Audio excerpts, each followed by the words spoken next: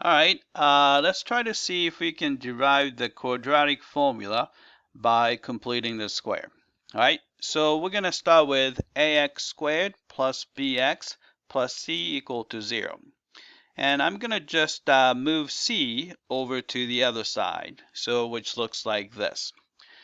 All right, since we like to have 1 in front of x squared, I'm going to divide through by a, which looks like this. All right, now on the left-hand side, we would like to complete the square. So third term we need is going to be, take this number, divide by 2, and then square that. So you get b squared over 4a squared.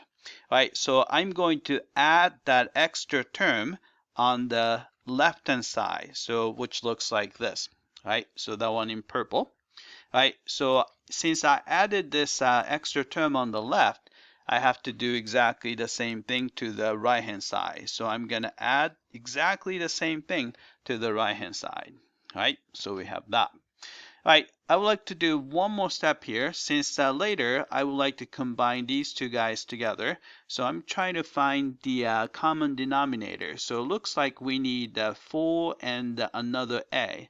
So I'm going to multiply top and bottom by 4a, which looks like this. All right, now we can complete the square. By completing the square on the left-hand side, we get the quantity x plus b over 2a to the second power is equal to, right, combining those two terms, we get this. Right, by simply taking the square root of both sides, we get the following. Right, so we have x plus b over 2a is equal to, don't forget plus or minus, right, square root of the numerator, right? Square root of 4 is 2, and the square root of a squared would be a. All right, then last step, we can just simply move this term over to the other side. You get exactly the same thing as the quadratic formula. All right, that's it.